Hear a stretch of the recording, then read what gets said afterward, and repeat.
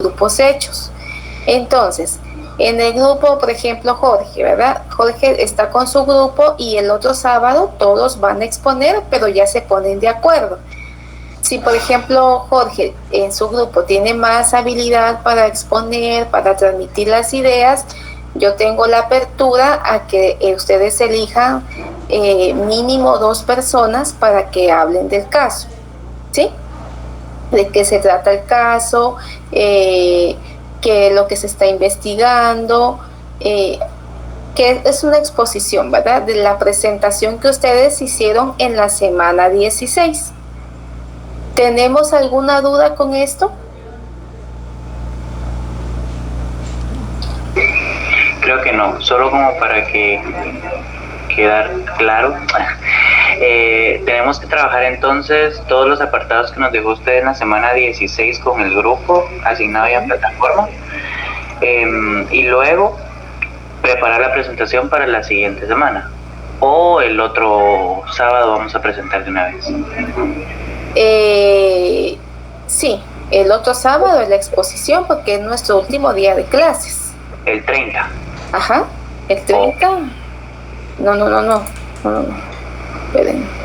Sí, el 30 es nuestro último día de clases porque la semana 18 ya es el examen final. Ok. Entonces, esta semana su actividad es subir la presentación. Y la presentación vale 4 puntos, tiene un valor máximo de 4 puntos y la exposición tiene un valor de 5 puntos. O sea que voy a puntuar diferente la presentación y diferente la exposición. Por eso estoy dando oportunidad de que ustedes elijan a quienes tienen más facilidad para expresarse, más habilidad, y así pues que todo el grupo salga bien calificado, ¿verdad? Algunas preguntas que yo tenga dudas se las voy a hacer, y si alguien del grupo no trabaja en la presentación, por ende no va a exponer, porque ¿cómo van a pasar a exponer de un tema que no conocen? ¿Sí? Entonces, y si ustedes deciden, no, Lida, es que somos tantos en el grupo y es mucho el tema, entonces nos vamos a dividir. Uno va a hablar sobre los antecedentes, otro va a hablar sobre... perfecto. Entonces, son en total 9 puntos. 4 de la presentación y 5 de la exposición. La exposición es el siguiente sábado, es su última actividad y tienen que subir este Word, porque si ustedes no suben ningún documento, yo no puedo ponerles la nota de la exposición. Entonces, como ya tienen calificación por la presentación, pensé en que pues quiero saber cuál es su punto de vista acerca del curso, qué les pareció, si consideran que no es necesario para psicología clínica, o que si les aportó o que no. O sea, con la libertad, eso no va a afectar la nota de su exposición, ¿de acuerdo? Ahora tengo algunas manitas levantadas. Olimpia.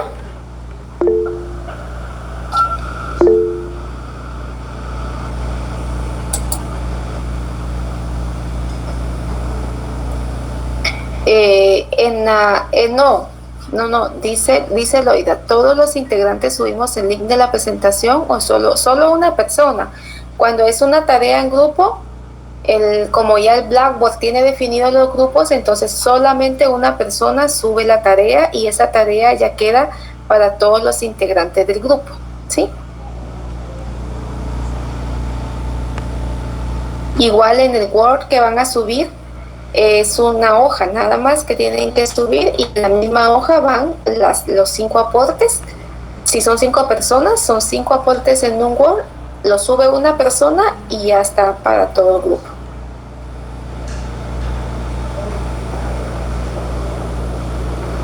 Olimpia había levantado la manita.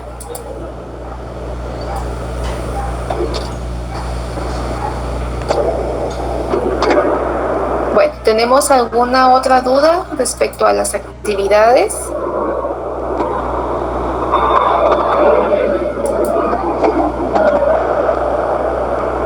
Nada. Bueno, por lo he visto, no. Vamos a empezar Creo con que las dudas van a ir surgiendo. Cuando me recién gradué decía, yo quiero hacer informes y firmar y sellar y que vaya ahí mi firma y que tenga como algo importante mi firma, ¿verdad? Pues de plano que era una fantasía mía que los demás no han de tener, pero cuando nosotros hacemos un informe psicológico, ya sea para el ámbito legal, educativo, en el área clínica, nuestra firma es muy importante porque nosotros estamos pues trasladando información muy valiosa acerca del ser humano. Entonces, el informe psicológico siempre va a tener una importancia relevante, ¿sí? Es como la que trabaja en el salón de belleza. Cuando ustedes van al salón de belleza, ¿cómo esperan encontrar a su estilista? Súper. Con el cabello así, de esos colores que uno ve en el TikTok, las uñas estilizadas, la piel bien maquillada. Exacto. Yo fui al salón, les cuento, esta semana, el 20, aunque no se me note, fui a cortar el pelo y le hablé es mi amiga de 14 años, ¿verdad? La que me corta el pelo. Entonces cuando llegué había una señora con una su cola así y así, creo que como es colocha debería ponerse como cremita o espuma o algo así para lucirlo. Y ella me puso la capa, la señora, me quedé así como, volteé a ver a mi amiga y creo que con la mirada le dije, ni se le ocurra que ella me vaya a cortar el pelo, porque aparte que llevo 14 años cortándomelo con mi amiga, cuando vi a la señora tan desaliñada y con aquella su lentitud y su inseguridad, me frustró. O sea, hacer un informe mal hecho es como decir, ay, pues lo voy a hacer porque tengo que hacerlo, por esto y lo otro. Entonces, cuando nosotros hacemos un informe psicológico, casi siempre es para que lo lean los papás del niño que evaluamos, para que lo lean las maestras de la escuela, del colegio, para que lo lea el psiquiatra, el neurólogo o el especialista que nos lo está pidiendo. Entonces, la imagen de la del salón de belleza, ¿sí?, es su apariencia física. La imagen del psicólogo es su informe psicológico.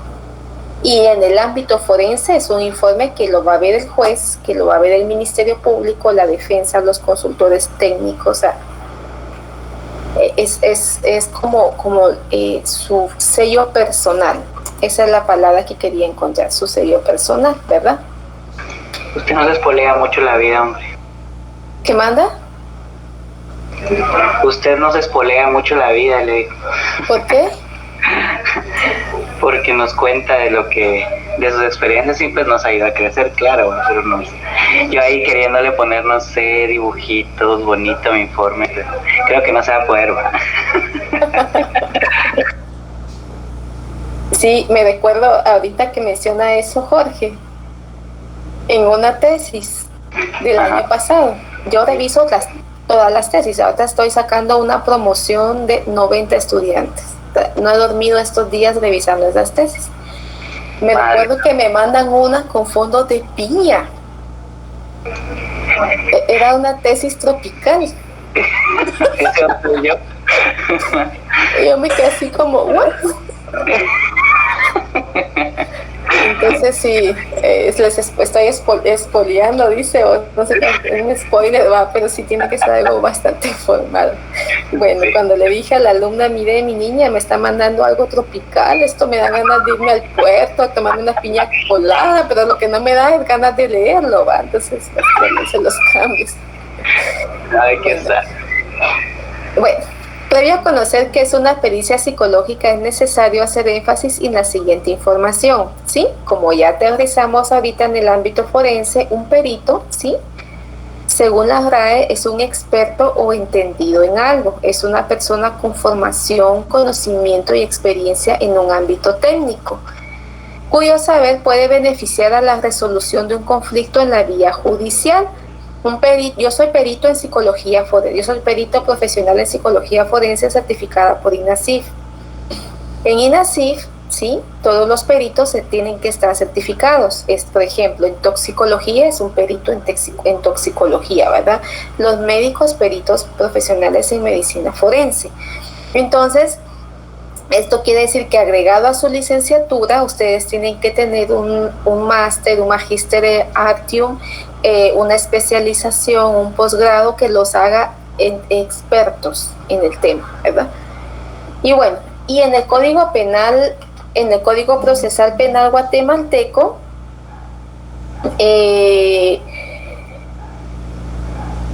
dice en la sección cuarta, página 81-84, se describen los aspectos de idoneidad, obligaciones y elementos a considerar para la práctica de un peritaje. Entonces, acá, hoy voy a estar megalómana, pero fíjense que es lo que yo hago. Entonces, por eso me pongo ejemplo. Yo no tengo sanciones administrativas, ni he sido perseguida penalmente.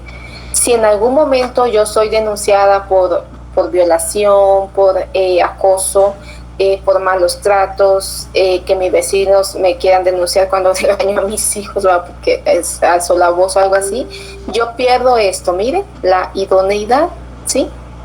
La idoneidad es que nosotros no tengamos sanciones y que no hayamos sido perseguidos penalmente. Acá algunos dicen sí, pero si no se ha comprobado que eres culpable, tú sigues manteniendo idoneidad. Dentro de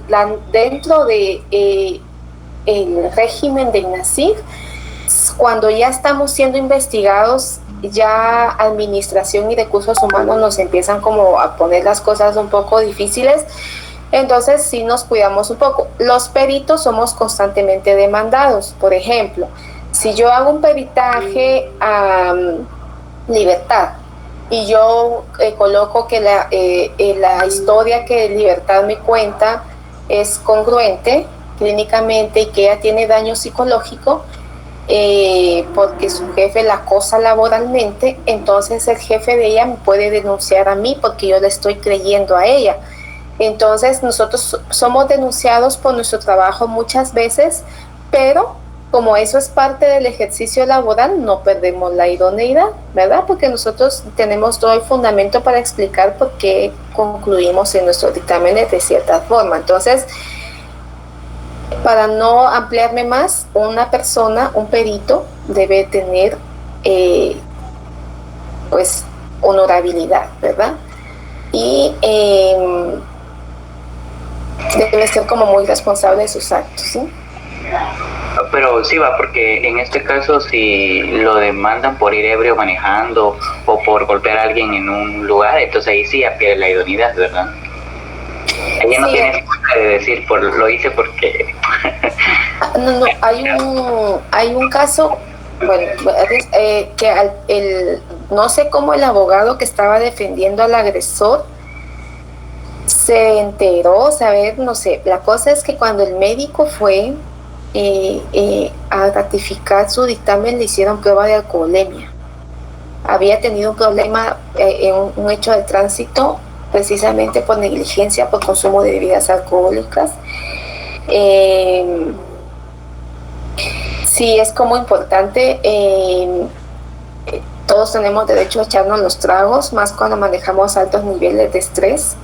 Hemos cometido la impericia de manejar. Yo no sé ustedes, yo he cometido la impericia de manejar. Me tomo mis margaritas y de ahí manejo para mi casa. A mí no me gusta que me anden llevando y trayendo, a mí me gusta manejar. Entonces, sí tenemos como de alguna manera que cuidarnos en ese sentido, ¿verdad? Porque puede ser utilizado acá quien saldría afectada a la víctima, porque si yo pierdo idoneidad se cae el caso de la víctima, ¿sí? Okay.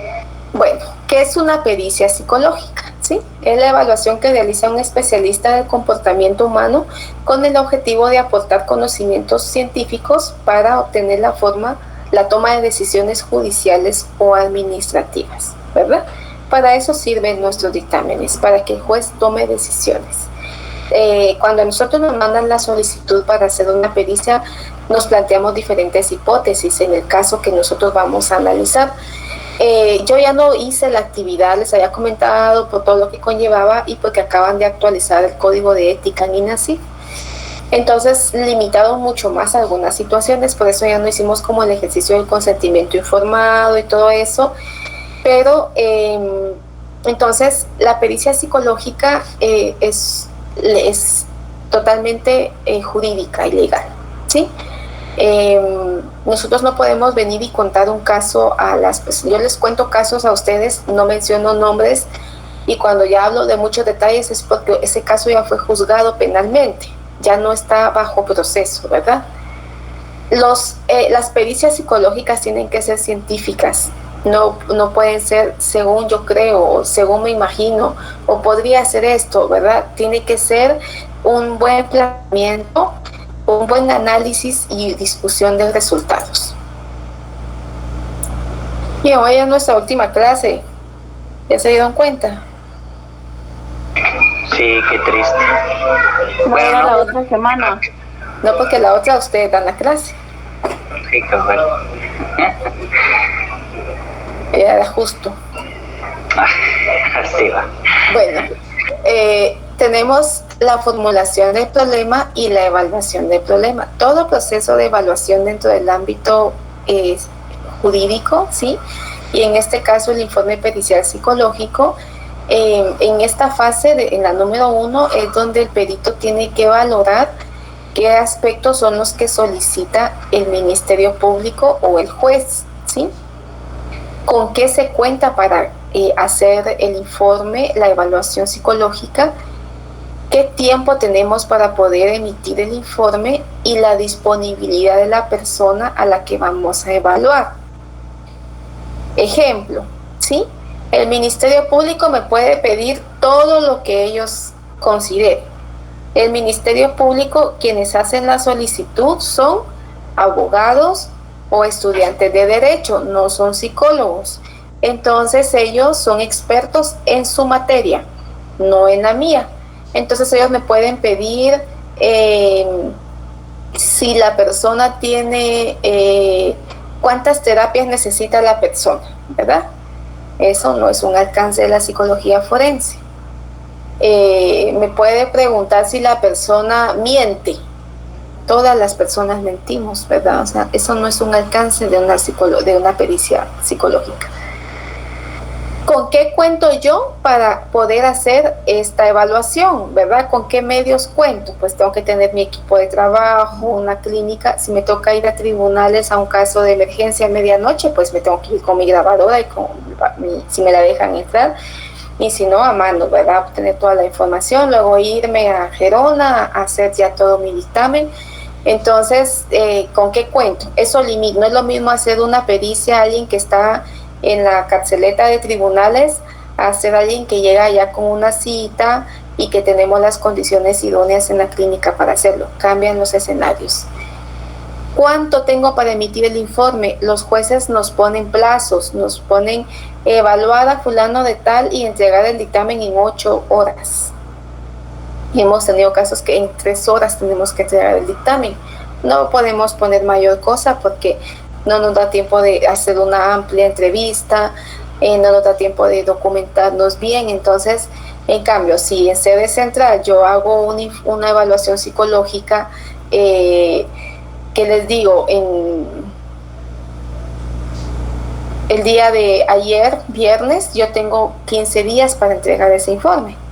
Entonces yo puedo venir y tomarme mi tiempo, investigar, volver a leer algunas cosas, puedo pasar pruebas psicométricas. Entonces esto es como muy importante.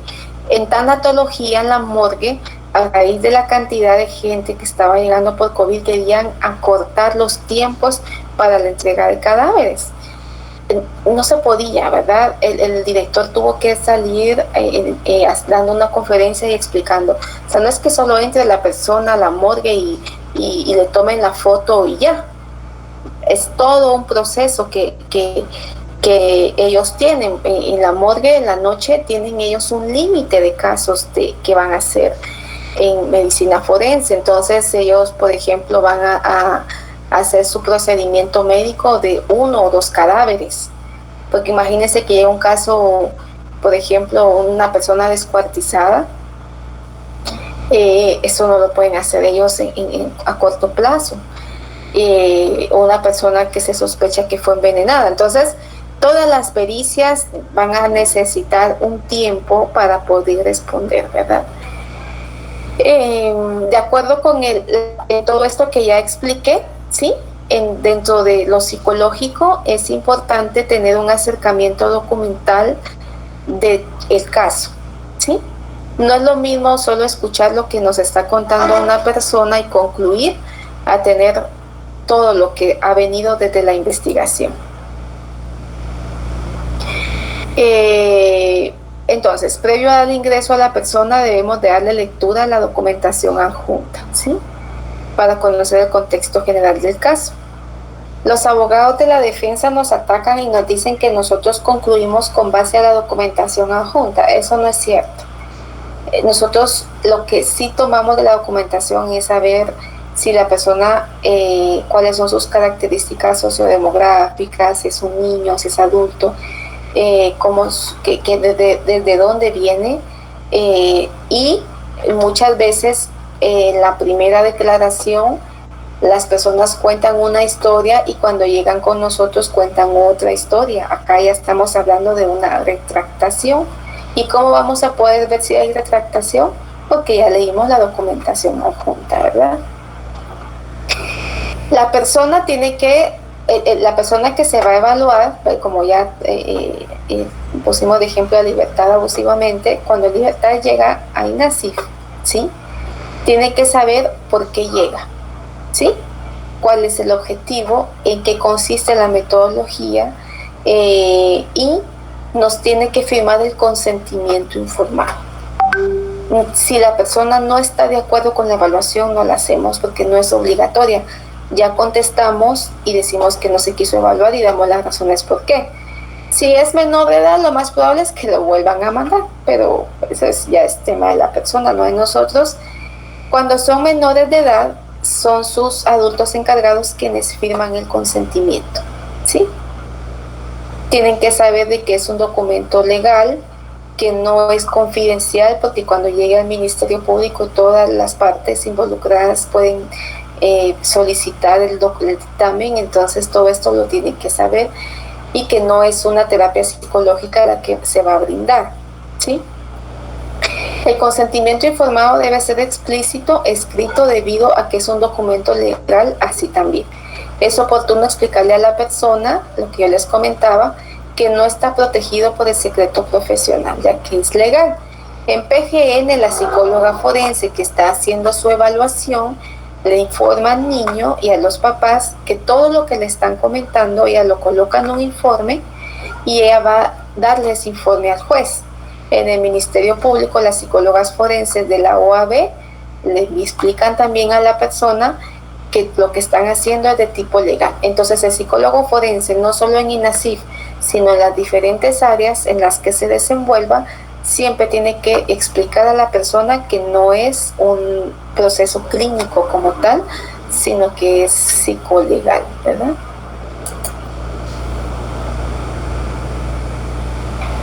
Bueno,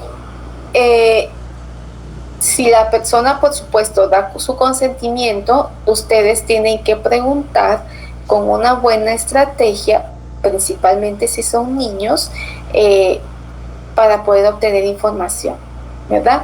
A los niños hay que explicarles. Por ejemplo, cuando estoy en turno de Maina, el niño pasa siempre primero con el médico. Entonces, los niños se asustan, más si es una evaluación de todo, ¿verdad? Les sacan sangre, los niños es traumático eso. Entonces yo les explico, mira, yo no voy a tener contacto físico contigo, tú te vas a quedar sentado donde estás, vamos a platicar. Eso ya los tranquiliza, ¿verdad? Porque ya no quiero que me toquen, va. Entonces es importante que ustedes utilicen buenas estrategias para obtener información. Ojo con esto, quien tiene que tener el control siempre en todos los ámbitos de la entrevista son ustedes, no es la otra persona, ¿sí? Eso es muy importante tomarlo en cuenta, porque imagínense que les toque un paciente como yo, que habla hasta por los codos, lo que voy a hacer es que ustedes pierdan su tiempo. Madre santa. Se van a cambiar los papeles. Sí, entonces, y sí, cuando vemos en la documentación, ay, es psicólogo. Así, o sea, no nos gusta evaluar a los psicólogos. La ley Jackie. La verdad, ni siquiera la puedo evaluar porque la conozco. Entonces, las personas que hablan mucho tienden a irse por las ramas. Y ustedes tienen que tener el control de ir jalando, ¿verdad? De ir aterrizando a la persona. Bueno, tienen que hacer un examen mental, por supuesto, bien hecho, desde que la persona ingresa a su clínica o a la oficina o desde que la van a traer ustedes a la sala de espera. Desde ahí empieza el examen mental hasta que finaliza la evaluación, ¿verdad? Esto es muy importante porque si una persona no está en uso de sus facultades mentales no puede ir a juicio. ¿Se recuerdan que vimos eso? Entonces, el examen mental es el que nos va a indicar cuáles son las funciones cognitivas de la persona. Y bueno, todo el interrogatorio que ustedes realizan tiene que ir enfocado a responderle al oficio, ¿sí? Al oficio, donde un oficio regularmente tiene determinar el estado mental de la persona, establecer si tiene daño psicológico, establecer si su relato es congruente clínicamente, si tiene factores de vulnerabilidad y otros aspectos importantes que el perito considere. Entonces, ustedes tienen que responder a esos objetivos, no más de lo que les están pidiendo, ¿verdad? Bueno, esta persona fue referida a peritación psicológica en calidad de víctima por el delito de violencia contra la mujer en su manifestación psicológica. Objetivo alcanzar a través de la pericia establecer la presencia de posible daño psicológico. Pues una persona que es víctima de violencia, una mujer, ¿verdad? O un hombre víctima de violencia psicológica, tenemos que responder si hay o no hay daño psicológico, ¿sí? Y bueno, acá tenemos posibles hipótesis del caso. ¿Qué me ayuda con la lectura? Yo. Hipótesis de investigación. Se identificaron hallazgos clínicos suficientes en... ¿Qué significa eso, licenciada? Perdón. ¿Qué manda? ¿Qué significan esas siglas? Es que ese nombre de la persona. Pero como no lo podíamos poner, identificaron hallazgos clínicos suficientes en congruentes con daño psicológico y con el suceso sufrido. Hipótesis de investigación. Se identificaron en hallazgos clínicos con una alteración en la cotidianidad y funcionalidad de la peritada para no... Pero no guardan... Sí, perdón, es que caché el botón. Pero no guardan nexo casual. El nexo causal. Causal, sí. El enlace entre el hecho y el daño causado con el acontecimiento de interés judicial. Hipótesis de investigación. Las respuestas psicológicas están siendo magnificadas y existen una razón clara de beneficio para considerar una simulación. Hipótesis nula. No se identificaron hallazgos clínicos suficientes en congruentes con daño psicológico. Hipótesis nula. No se identificaron hallazgos clínicos de huella psicológica en tras reactivación de caso legal. Gracias por la lectura. Entonces, acá lo que estamos viendo es las posibilidades, el universo de posibilidades que podamos encontrar en la persona, ¿verdad? Puede ser que la persona tenga suficientes respuestas psicológicas para que le demos daño, ¿sí? Y entonces ella dice que fue víctima de violencia contra la mujer en su manifestación psicológica y sí, nosotros encontramos que tiene daño psicológico, ¿verdad? La otra hipótesis es, la persona sí habla de un estado emocional alterado, de una cotidianidad alterada, pero eso que ella cuenta no tiene relación con el hecho denunciado. Vale. Libertad viene y dice, se presenta con llanto difícil de controlar, angustiada, triste, Cuenta que hace 2 años puso denuncia en contra de el que era su jefe en ese momento porque la hacía trabajar a largas horas, no le pagaba horas extras, le pedía más a ella que a sus compañeras, le gritaba, le decía que no hacía bien su trabajo y una serie de ofensas verbales. Eso fue hace 2 años. Y entonces yo le pregunto, ¿y ahorita por qué yo la veo a usted pues preocupada, la veo llorando? ¿Esto a qué se debe? Entonces puede decir, sí, lo que pasa es que yo me recuerdo que justo en esas fechas pues falleció mi abuelo y mira, ha sido una pérdida tan difícil, no lo hemos superado, todo eso me estaba afectando en el trabajo. Ojo, porque entonces la respuesta psicológica o los hallazgos clínicos de libertad no son por lo que ella denunció, son por la pérdida de su abuelo, ¿sí? Entonces tenemos que colocarlo, porque recuérdense que el dictamen puede generar orden de captura. Tenemos que ser muy cuidadosos con eso. La otra hipótesis es de que la persona en realidad lo que está haciendo es simulando, ¿verdad? Eso ya lo vimos también. Entonces, en libertad dice, sí, es que me trataba mal. Cuénteme cómo la trataba mal. Pues me trataba mal. O sea, no me da detalle de qué pasaba. ¿O qué es lo que considera usted que la trataban mal? Pues fíjese que yo le pedí aumento y no me quiso dar. Eso no es un maltrato.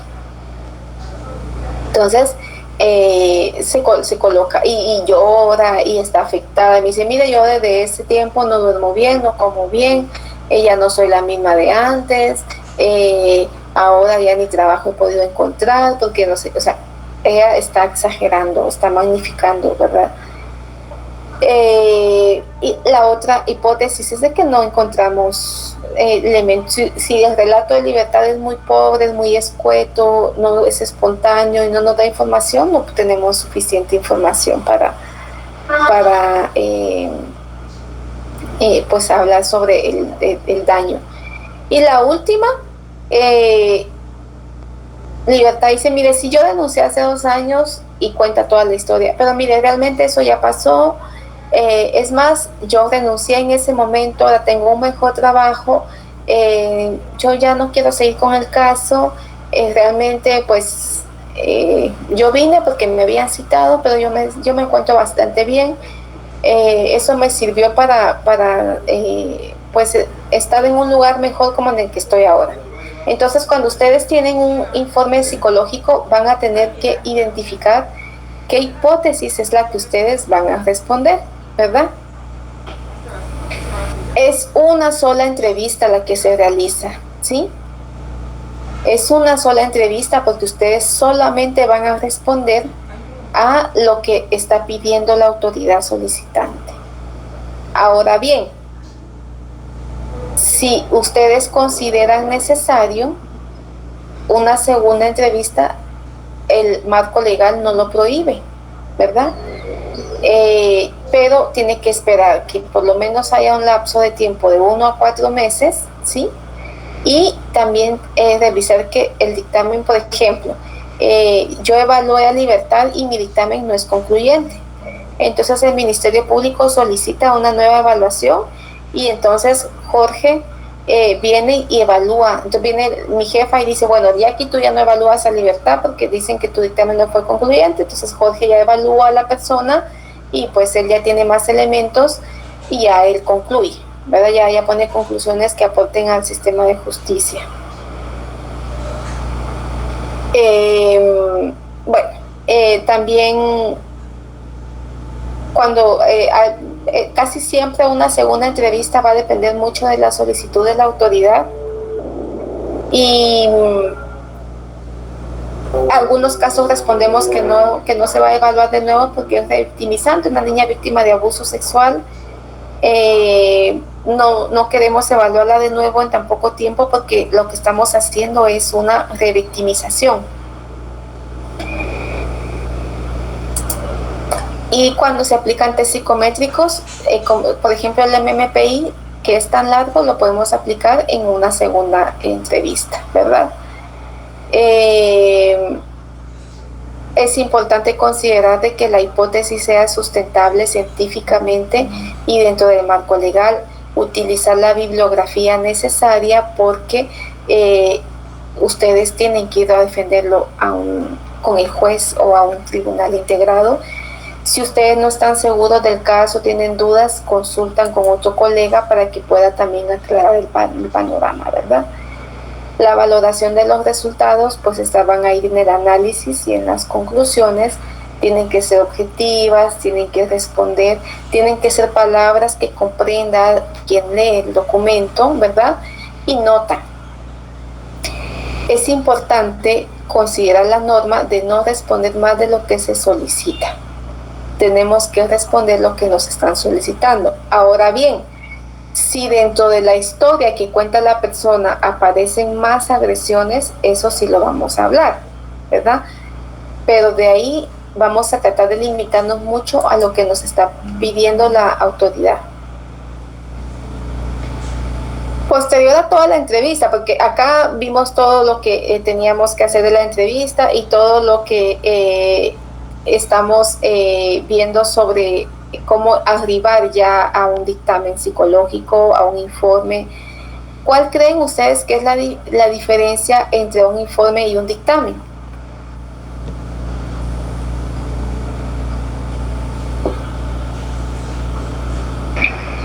A lo mejor tal vez en el informe es un apoyo para dar el dictamen.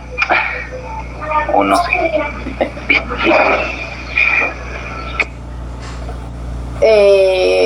Otra aportación.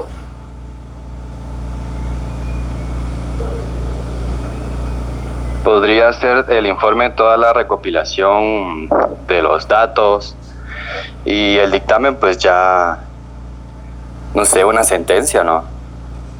No. ¿Qué más? Por medio del informe se hace como el dictamen, como que se toman los datos o algo así. Y por medio de eso se llega a cabo el dictamen. Ahí vamos acercándonos. ¿Qué más?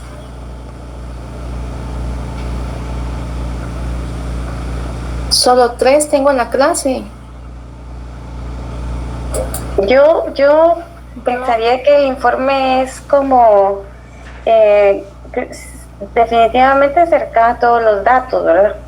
Pero para saber si esta persona puede ser sentenciada o no por su salud mental, o si cometió el delito o fue víctima por alguna otra cosa, por su salud mental o algo así, no sé. Ajá. Bueno, yo pensaría, disculpe licenciada, yo pensaría que el informe recopila para poder dictaminar, ¿verdad? O sea, para poder hacer un dictamen. Zuli, sí. Zuli ya se libra de todo, ya no expone. No, son bromas, sí. En el informe en base al informe ¿verdad? Se puede dar el dictamen en base a toda la información recopilada en el informe.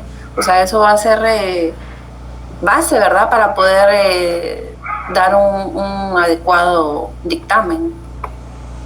Sí, gracias, Valesca. Bueno, el informe pericial psicológico, ¿sí? Lo va a emitir todo perito experto en psicología, ¿sí? Desde la PGN, desde el Ministerio Público, el Instituto de la Defensa, pues todos los que trabajan con el tema en el ámbito legal y psicológico. Dictámenes solo los dictamina o solamente los emite INASIF de acuerdo a la ley, ¿sí?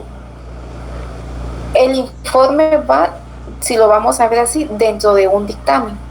Y entonces en INASIF ustedes el título no dice informe pericial psicológico, sino que dice dictamen pericial. Y dentro de ese dictamen pericial va toda la información que se obtuvo y que se logró como integrar en un informe pericial psicológico. Solo que por ser INASIF, el Instituto de Ciencias Forenses en Guatemala, es el que ya dictamina Entonces yo dictamino que Valesca Obando al momento de la evaluación se encontró en uso de sus facultades mentales.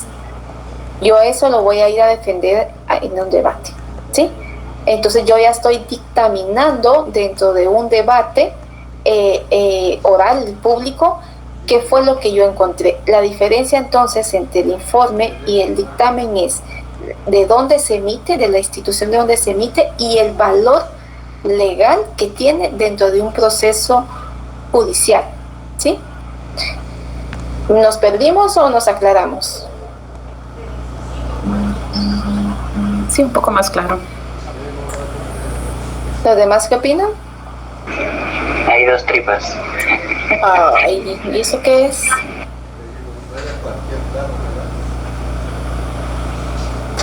César dice, informe es una declaración, puede ser oral o escrita, y dictamen puede ser resolución judicial. No, César, nosotros no hacemos resoluciones judiciales, eso lo hace solamente el juez, ¿sí? Dictamen es lo que ya el psicólogo forense plasma de los resultados que encontró en su evaluación pericial dentro de INASIF.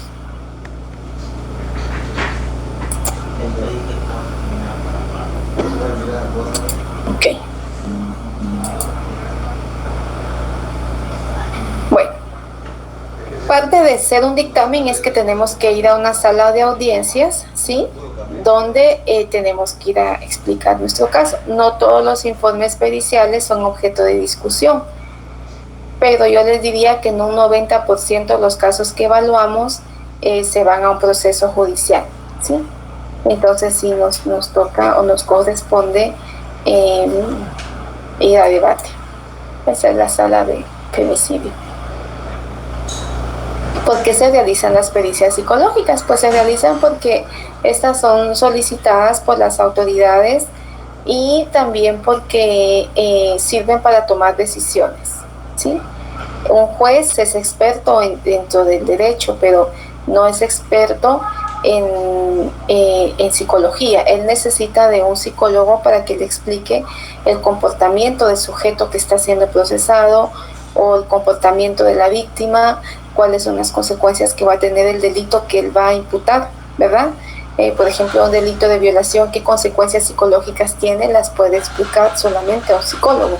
Entonces, eso es como, por eso tenemos que ir a debate, ¿verdad? Esquema del informe de evaluación psicológica forense. Este no es el dictamen de INASIF, es muy parecido, pero tratamos de colocar acá lo que va a llevar siempre un informe desde cualquier desde cualquier institución, ¿verdad? Pero yo acá les puse como título dictamen pericial, porque en INASIF va dictamen pericial. Si ustedes están en el Ministerio Público, en la OAB, va informe psicológico forense. O ellos le colocan solamente informe psicológico. Obviamente tienen que colocar datos como en dónde están realizando la pericia, la fecha, y todos tienen que tener un correlativo de identificación del caso. Todos, ¿sí? Todos tienen, al momento que alguien va a presentar una denuncia, se abre una carpeta judicial y ya tienen como un número, que eso es el que va a llevar todo el proceso. Tenemos que consignar los datos personales de la autoridad, ¿verdad? Destinataria. Entonces, por ejemplo, colocamos si libertad es fiscal, es auxiliar fiscal, entonces colocamos señora libertad auxiliar fiscal 1, Fiscalía de Violencia contra la Mujer, Ministerio Público, Guatemala, o Chiquimulía, Santa Rosa, o Chimaltenango, depende del área, todo tenemos, porque eso va dirigido a alguien, ¿verdad? Tenemos que colocar la fecha en que recibimos el documento, la fecha en que lo solicitaron. En el ámbito privado, cuando hay un consultor técnico afuera que está haciendo un estudio, tiene que colocar su colegiado y el lugar donde él está haciendo la evaluación. Luego los objetivos y alcances del peritaje, que es lo que ya he venido explicando. ¿Qué método van a emplear ustedes, verdad? Nosotros empleamos la entrevista semiestructurada en Guatemala, la que se emplea. Y si van a utilizar test psicométricos, el examen mental y test psicométricos, tienen que desglosar cuáles van a aplicar. Tienen que dejar plasmado el procedimiento paso a paso, ¿sí? ¿Qué fue lo que hicieron, cómo lo hicieron y en dónde lo hicieron? O sea, somos auditados, ¿verdad? Tienen que colocar a qué hora inició su entrevista, a qué hora finalizó, y todo lo que se da en ese momento. Luego los datos generales del usuario. En caso cuando son testigos protegidos, en el nombre se coloca testigo protegido, ¿verdad? Tampoco se coloca su documento de identificación para protección del testigo. Y miren acá, en el número 8, ¿sí? Todo lo que tenemos acá, desde académicos, siguiendo con laborales, sociales, hasta llegar a desarrollo y crecimiento cuando son niños y adolescentes, eso es muy clínico. Toda esa información de antecedentes es de la psicología clínica. Luego se consigna la estructura y dinámica familiar, así como la aprendimos en psicometría, ¿verdad? Hechos relacionados al motivo de la referencia, o sea, por qué la persona se encuentra en este proceso. Estado psicológico, cómo se siente la persona después de esto que está denunciando, cómo se comporta, qué cosas cambiaron, el examen mental que tiene que ser personalizado, no podemos poner el mismo examen mental para todos, análisis y conclusiones, la fundamentación teórica y legal que ustedes utilizaron para su informe o dictamen, su firma y su sello. En INASIF cada perito emite aproximadamente de 40 a 50 informes periciales mensuales, y todos firmados y sellados, ¿verdad? La estructura del informe va a depender o va a variar si es un perito de INASIF, ¿verdad?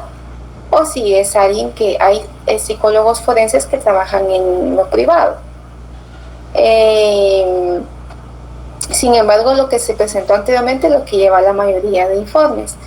Un psicólogo forense en lo privado es quien se dedica a hacer evaluaciones, casi siempre son a sindicados, ¿verdad? Que se están defendiendo, ¿verdad? Entonces ellos contratan a un psicólogo forense para que los evalúe a ellos y coloque ahí que no son agresores sexuales o que no son misóginos o cosas así, ¿verdad? Es más para defenderse ellos.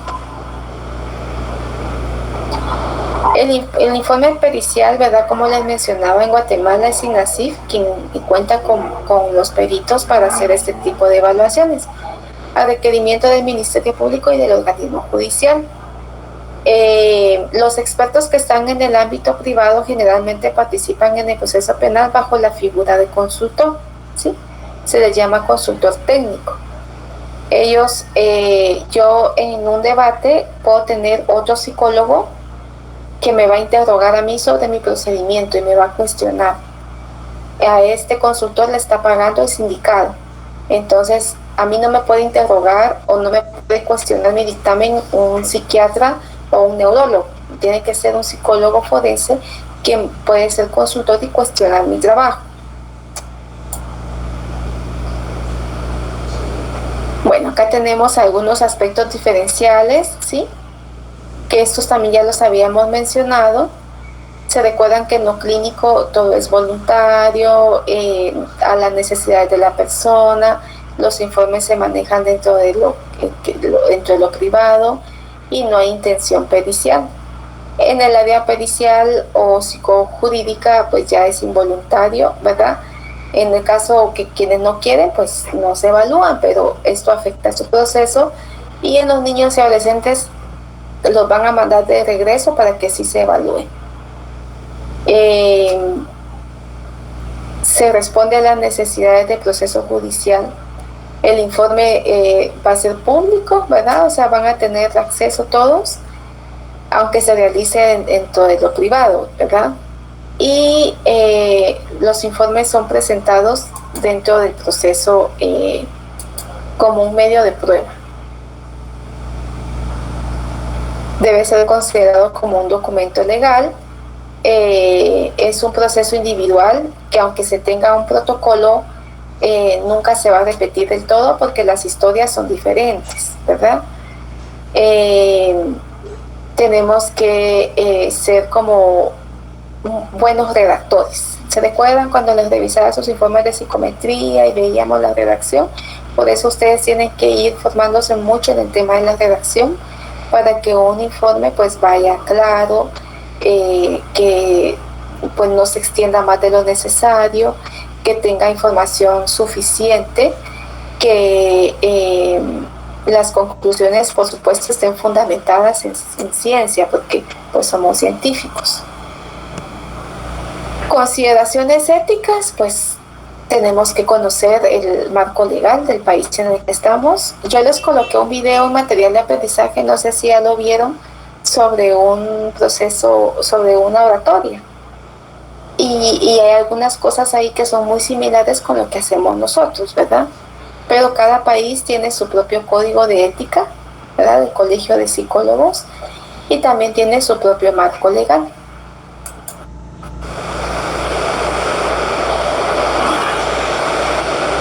Debemos atender a las culturas, a la dignidad y a no discriminar por su condición de género o por su pertinencia cultural, ¿verdad? Siempre tenemos que ser pro derechos. En algunos casos será necesario darle seguimiento al informe. Regularmente no lo hacemos, ¿verdad? Pero sí pueden como mandar a solicitar que se le dé como una nueva evaluación. En el tema de adolescentes en conflicto con la ley penal, quienes elaboran informes psicológicos, ya habíamos visto de que los profesionales pues van al juzgado para rendir informes de cómo va evolucionando el adolescente, ¿sí? Dentro del sistema penitenciario también se da un seguimiento psicológico forense a las personas y principalmente a quienes se les otorga un régimen de libertad condicional, sobre todo en los casos más graves de delitos contra la vida y contra la libertad. Y bueno, la ratificación del informe en vista pública o cerrada, todos somos juramentados, ¿sí? Y en el artículo 219 siempre nos lo van a leer antes de una ratificación y nosotros tenemos que prometer que vamos a decir la verdad. O sea, si nos juramentan y nos explican cuáles son las consecuencias de no cumplir. Por eso, si por ejemplo Libertad llegara en así para que sea evaluada, yo a ella no la puedo evaluar porque ella es mi alumna, fue mi alumna. Entonces, cuando el juez me pregunte, ¿usted conoce a Libertad? Yo le tengo que decir, sí, ella fue mi alumna. Entonces ahí van a objetar y van a decir de que eso pudo influir en mis conclusiones. Entonces no evaluamos a personas conocidas. Porque no, cuando nos preguntan, ¿usted conoce a tal persona? Solamente la vi el día de la evaluación. De ahí no la he visto. No tenemos que tener ningún tipo de contacto, ¿verdad? Si dentro de nuestro informe nos damos cuenta que nos equivocamos, nosotros tenemos que rectificar cuando hemos detectado algún error en nuestro informe. Tenemos que ser claros en nuestras respuestas. Es como que ustedes están en un privado y les están preguntando acerca de la psicología. Ustedes tienen que responder todo lo que les preguntan, ¿sí? Tienen que estar tranquilos o aparentar que están tranquilos, ¿sí?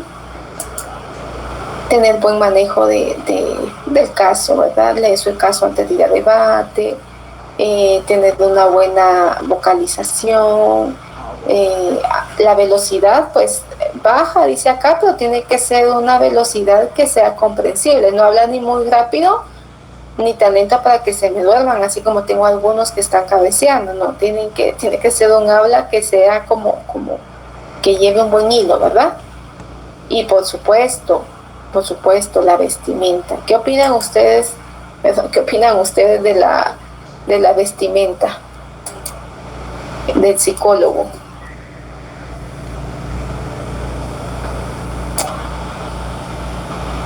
Importante como lo de la del salón de belleza.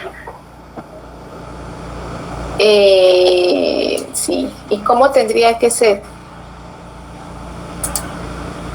Una persona formal. Formal. Ajá, ¿qué más? Alineada, presentable, Muy con bien. buena higiene personal. Perfecto, muy bien. ¿Qué más?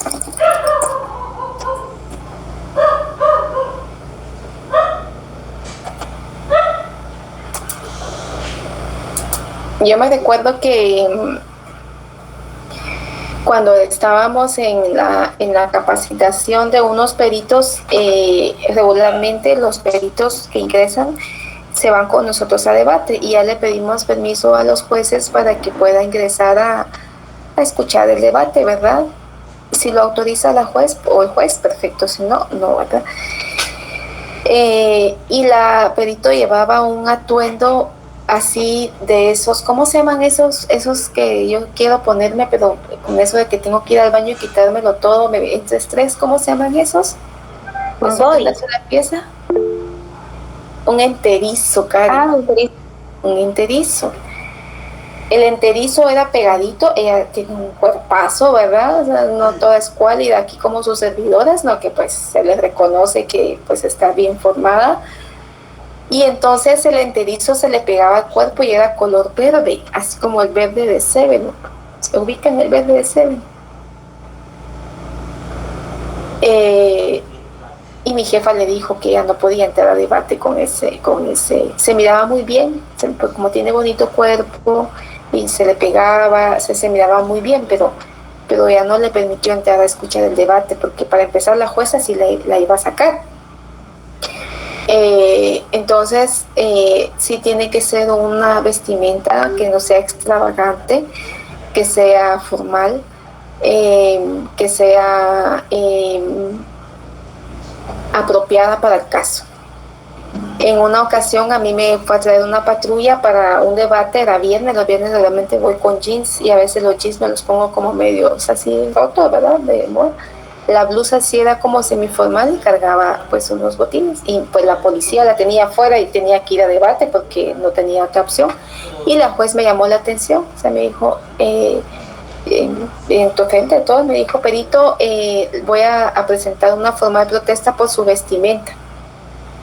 Yo ahí pude haberle dicho, señora juez, yo no sabía que tenía debate, me fue a traer la patrulla, no podía ir a mi casa a cambiarme, pero la juez, yo no puedo venir y como recusar lo que ella me está diciendo, ¿verdad? Entonces ir con jeans era algo que no estaba permitido. Entonces lo que hago regularmente ahora cuando voy con jeans al trabajo, o cargo mi uniforme, el uniforme que utilizamos a veces, o cargo algo extra, porque sí tenemos que cuidar mucho la manera en la que nos vemos y también porque esto va a brindar seguridad, va a hacer como muy propio el lenguaje que utilicemos con el atuendo y con todo lo demás. Eso favorece nuestra credibilidad y nuestro nombre, ¿verdad? Acá está lo que les comentaba. Los casos de alto impacto que tienen que ver con niños y adolescentes son a puerta cerrada. En algunas noticias ustedes ven fue a debate tal figura y los medios de comunicación y toman fotos, pues son casos en los que casi nunca son ya de sentencia, sino que son para conocer cómo va el proceso, si se liga o no al proceso, pero son personas adultas. Los niños no pueden ser expuestos a esto, ¿verdad?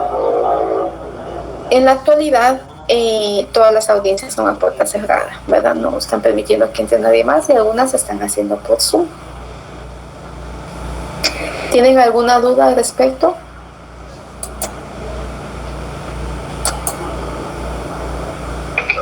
No, Lita. Qué rápido, son las 10:20. Yo no sé cómo sintieron ustedes, yo sentí que yo no sentí el tiempo. Ustedes lo sintieron muy largo. Bueno, ¿qué decirles? Es muy amplio el tema. Muchos temas que vimos son muy amplios. En lo personal, pues hablé mucho porque yo estoy dentro de este ámbito y quería como compartirles un montón de cosas y pero en realidad ya es en una maestría, en una especialidad donde van ustedes a ir como conociendo muchas cosas ya relacionadas con el tema, ¿verdad? ¿Sí, Aide?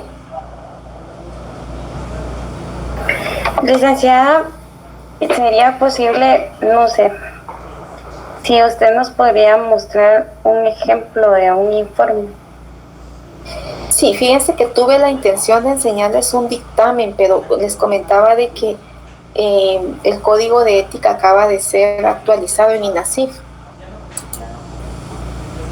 Y quiero ver, fíjense que hay un dictamen del doctor Muñoz que ha andado circulando por las redes y lo anduve buscando, tenía el enlace, no lo encontré. Tal vez ustedes son mucho más pilas que yo con el tema de... Estaba el de Valdetti, uno que le hicieron a Roxana Valdetti. Licenciada, perdone, tengo un poco de confusión. ¿Cuándo es que nos corresponde dar la exposición? ¿Si este sábado o el próximo? ¿Cómo así este o el otro? Es el 30, sábado 30. Es que en la fecha de plataforma menciona que 7 de noviembre vence la tarea de la semana 17. Entonces por eso tengo confusión. Sí, esa tarea, si fuera por escrito, tendría que presentarse en la fecha que dice, o sea, que finalice hasta el otro domingo, pero es una exposición, las exposiciones van a ser el otro sábado. Linda, y el board que uno tiene que subir como con el comentario personal, perdón si no es así, esa sí es la que se presenta el 7 de noviembre. Sí, miren, todo bueno, no sé en qué nos perdimos. Lo que pasa es que en plataforma hay 2 fechas y perdón, es que yo no le puse atención cuando usted te va explicando la tarea, pero entiendo que la exposición se hace el próximo sábado. Así es. Y el 7 de noviembre se entrega la segunda, lo que hay que subir de Word, de siempre de nuestro grupo, como un comentario personal o algo así, ¿no? Sí, miren pues, el Word es un requisito para que yo pueda poner la nota. Si ustedes se van a tardar toda la semana para subirlo y lo suben hasta el domingo, espérenme, no sé ni qué pachaca, lo que quería era ver la fecha. Si ustedes lo presentan hasta el domingo 7 a medianoche, el informe, que es una hoja de Word, hasta ese día les voy a poner la nota de la exposición. Si ustedes suben su informe durante la semana, el día que hagan su presentación yo les voy a colocar la nota de una vez y ya no vamos a tener ninguna nota pendiente. O sea, eso depende de ustedes. O sea que en esas 2 tareas hay 9 puntos en juego. 9 puntos en juego. En esta semana son 4 y en la exposición que vale 5 puntos. Sí, pues, o sea, es que eso es lo que nos confundía un poco, bueno, en lo personal, las fechas, porque son 2 semanas prácticamente de las tareas que van relacionadas. Licenciada, perdone, solo para aclarar, bueno, espero que lo haya entendido bien. Este sábado tenemos que tener lista la presentación, porque por ende, en base a ella vamos a exponer, ¿verdad? Y la siguiente semana hay un documento donde pide, ¿verdad?, los comentarios del grupo. Para nosotros obtener la calificación lo más pronto posible, debemos de enviar antes el documento en Word, ¿verdad? Ahora, si lo enviamos a la fecha que vence, que es el domingo 7 de noviembre, pues hasta ese momento, ¿verdad? O la siguiente semana vamos a obtener la nota total, de la exposición, ¿verdad? Así es. Muy bien, gracias, licenciada. Bueno, ¿alguien más levantó la mano? Yo, licenciada, buenos días. Buenos días. Yo solo tengo duda, por ejemplo, cuando usted dice que el informe lo podemos subir cuando finaliza la última fecha de esa tarea, que sería como el 7, creo yo. Pero ese informe se refiere al aporte personal o a la impresión que nosotros tengamos sobre el curso individualmente, pero como resumido en una hoja el de todos, ¿verdad? Pero igual, o sea, se entiende de que nosotros ya a la semana del examen ya no tendremos tareas con usted, sino que ya deberíamos de haberlas terminado si así fuera el caso, ¿verdad? Y subir ya todo para estar libres de eso. Sí, miren pues, en sus demás cursos ustedes van a tener una tarea que de acuerdo a su guía, esa tarea va a ser del 29 de octubre al 7 de noviembre. Ustedes en sus demás cursos van a tener una tarea ahí pendiente de entregar. Conmigo no, ustedes van a exponer el caso o la presentación del caso que se les asignó. Entonces ustedes exponen el siguiente sábado. Cuando suban el Word con sus comentarios, yo les pongo su nota porque no la puedo poner si no suben el Word, y conmigo ya terminaron. Si ustedes no quieren exponer, yo les cambio y les pongo un proyecto de investigación o elaborar un informe o cambiamos la dinámica. Yo no tengo ningún inconveniente. Para mí fue como bastante enriquecedor que ustedes hicieran una presentación que tenga valor de 4 puntos de un caso que yo les estoy dando el caso, le puse las páginas, les puse el material y que lo expongan el otro sábado. Pero no entiendo entonces qué pasó acá. No, Linda, está perfecto la tarea. Lo que pasa es que nos habíamos equivocado, nos habíamos confundido solamente con las fechas, pero la tarea está súper, o sea, perfecta en lo personal. Sí, en lo personal me parece bien la presentación, porque pues creo que tal vez todos estaríamos más empapados del tema y tendríamos más opción a tener más conocimiento del tema. Es poner en práctica lo que hemos venido aprendiendo. Sí, correcto. Bueno, ¿alguien tiene dudas? Licia tiene su micrófono abierto. ¿Me hace favor de cerrar? Gracias. Perdón, licenciada, solo una pregunta. Quien expone, nosotros elegimos, ¿verdad? Si quien tenga como que potencial para eso, no necesariamente tienen que exponer todos. Yo les dije al inicio que para que tengan una buena presentación pueden poner como mínimo 2 personas, no van a dejar solo a una cargada con la exposición. Entonces les dije, algunos tienen más habilidad en la oratoria, entonces para que todo el grupo salga bien calificado en la exposición, pueden pues ustedes trabajar en equipo y que queden 2 personas para que hablen acerca de su caso. Les di esa opción, o bien se dividen todas las partes y todos exponen. Van a tener aproximadamente 10 minutos para exponer el caso, de 10 a 15 minutos. Gracias, licenciada. Bueno, ¿sí, Valesca? Gracias, Linda. Precisamente eso iba a preguntar, ¿cuánto tiempo íbamos a tener para exponer? Muchas gracias. Bueno, fíjense que acá Jorge, dígame. No es a usted, sino es al grupo. Chicas, una pregunta. Si todavía está el grupo que creamos el otro día activo, que yo me salí, todo, podrían compartir el link. Si no, de una vez creo el grupo para que me diga alguna de las chicas que está ahí. Libertad creo que también salió, Zuli o Romina o Consuelo. El grupo. ¿Creamos otro entonces? Sí, pero no sé si lo podrías mandar. Yo tengo que mandarlo ahorita. Ok, ahorita se los mando. Gracias. Gracias.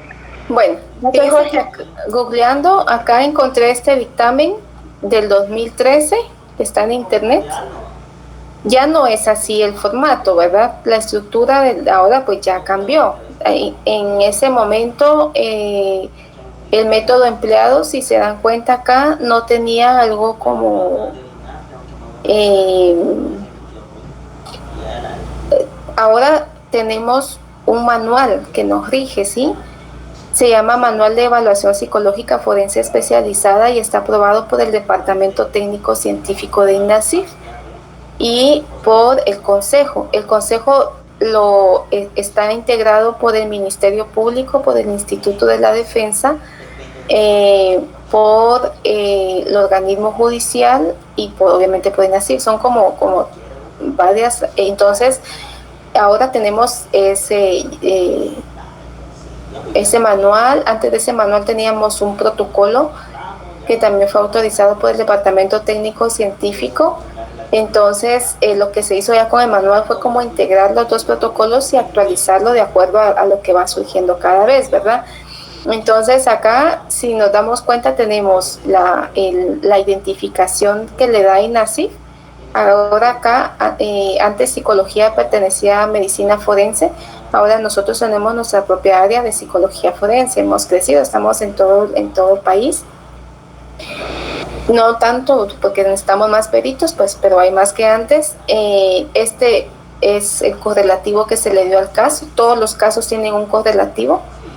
Si esta persona vuelve a llegar, va a seguir siendo INASIF 2013, pero el PP ahora va a ser un PSCEN 2021, ¿verdad? Y el que le corresponde acá, el lugar donde fue realizado, la fecha, a quién va dirigido, lo que les explicaba, ¿verdad? El auxiliar fiscal, el Ministerio Público, aquí atiende la solicitud, la referencia que tiene el Ministerio Público, que es el que le dio en el caso, y acá que se le realice reconocimiento psicológico a la persona que aquí menciona.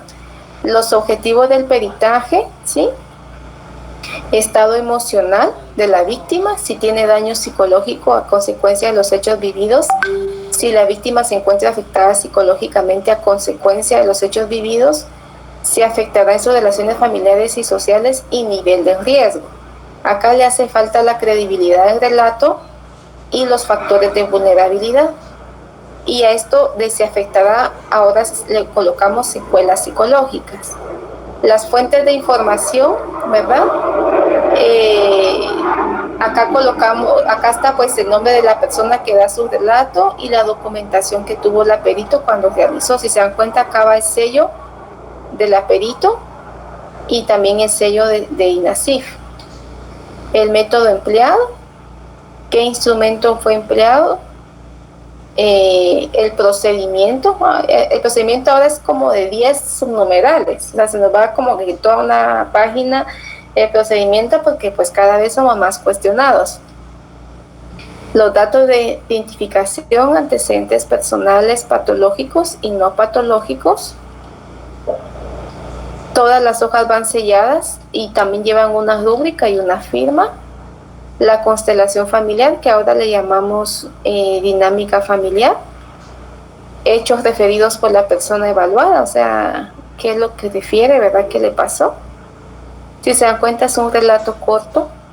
Acá dice, observé a 4 hombres que me resultaron sospechosos, pero seguí caminando. Luego dice que entre los 3 la sostuvieron mientras uno le quitaba la ropa y comenzaban a abusar de ella. Ella pidió auxilio, pero nadie la escuchó, le taparon la boca. Y bueno, ella aquí da su relato. Si se dan cuenta, está entre comillas porque así se coloca textualmente como lo cuenta la persona. Sintomatología, que ahora ya tiene otro nombre, pero es básicamente lo mismo. ¿Cómo se siente ella por este hecho? Yo me siento mal, rara. Ahora ya no salgo, a veces tengo pesadillas, después de que me pasó eso me pongo a llorar, no duermo bien, se me va el sueño, me siento sucia, con asco, mi comportamiento cambió bastante, no salgo, no hablo con nadie, me da miedo salir sola, mi actitud con mi familia ha cambiado bastante, ya que no creo que entiendan cómo me siento. Seguramente ahí la perito le preguntó, ¿y cómo se siente? Ella dice, me siento nerviosa, ya no quiero salir a ninguna parte, tengo miedo de encontrarme a los otros individuos que la policía no atrapó o a la familia del que atraparon. Y eso es muy común en las víctimas, que le da miedo las represalias que puedan tener por la denuncia, ¿verdad? Tengo miedo de que me vengan a buscar o que me reconozcan. Miren el examen mental. Ingresa a la clínica acompañada de su progenitora, de su madre. No sé por qué, si es mayor de edad, tiene 22 años. Cuando tienen esa edad ya no las ocupan, a menos que tengan una discapacidad, ¿verdad? Es confiada, afable, colaboradora, descriptiva, narra hechos con detalle de acuerdo a su edad, hay congruencia afectiva, pues se torna triste, orientada. El tiempo es espacio, persona y situación. Su pensamiento es lógico, coherente y congruente. Tiene un lenguaje fluido, su inteligencia y juicios son coherentes. La memoria está conservada, el ánimo los refiere variable y a veces decaído. El afecto se observa dañado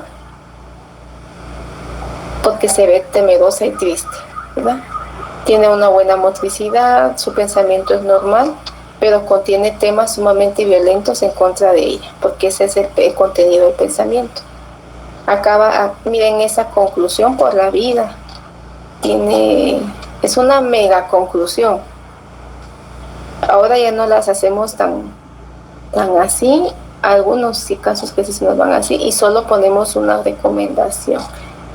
Pero miren acá, en esta conclusión dice que ella tiene sintomatología que es compatible con estrés postraumático, consistente con los acontecimientos vividos y que es una condición propia de daño psicológico. ¿Sí? Entonces acá está respondiendo a uno de los objetivos, al daño. Les voy a compartir el enlace